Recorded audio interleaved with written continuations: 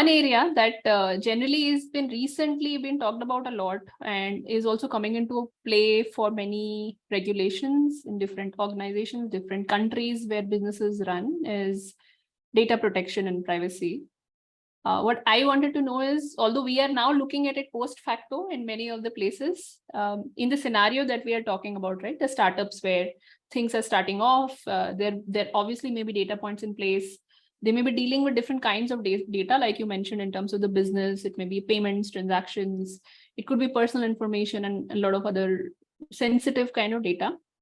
How can you safeguard this kind of data, ensure that there is compliance with the relevant kind of data protection? I mean, not every single thing needs to be in place, but what is it that you can prioritize as a security leader for such an organization? What would be your strategy, in terms of, for example, backing up that data, even retention, encryption? Like, how do you prioritize? Where do you start with all these data points? Sure. So again, this is part of security aspect, which, if part of regulations or compliance, becomes an easier discussion, and there is easy buy-in, no need to hard sell.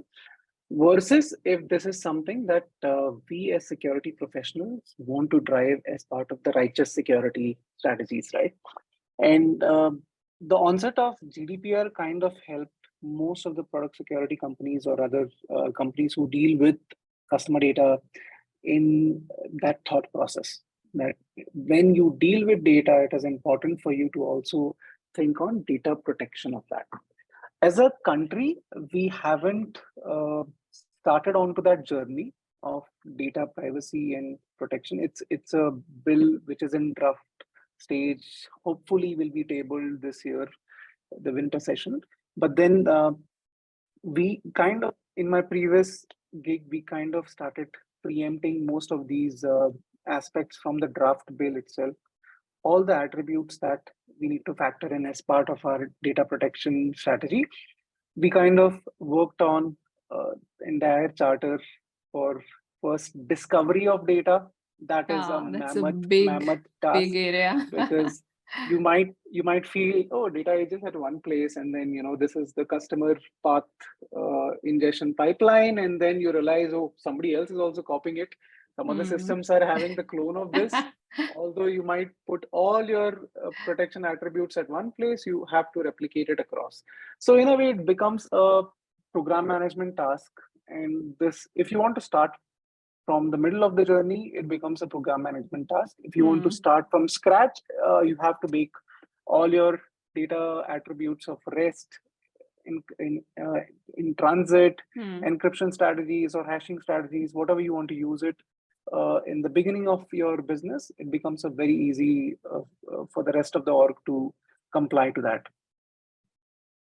Okay. Yeah, I think, it can be a big deal for a larger organization where a lot of data is in place, and I can totally relate to it. I think with some of the assessments that we had done earlier, it's not just the customer data.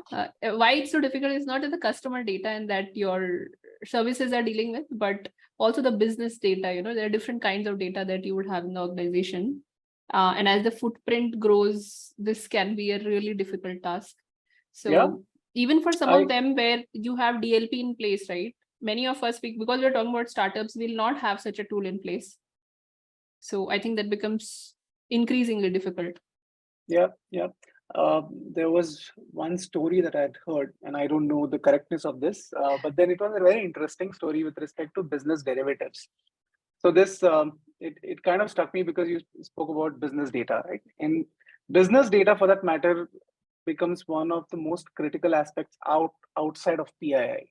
And this story goes like this: one of the competitions for a grocery business, and I don't want to again pinpoint in Indian context or in the West context, but this is a startup which was trying to figure out grocery business in one of the continents, and they realized that they are on a public cloud after some point of time, and the competition, which was getting all the derivatives out of the current startup, were the parent public cloud.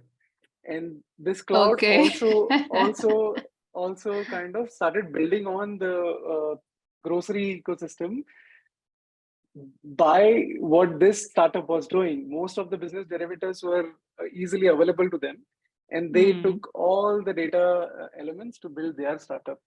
So that became a talk of town, and it kind of died off because that was a regulatory, violation as well for the public cloud. Mhm.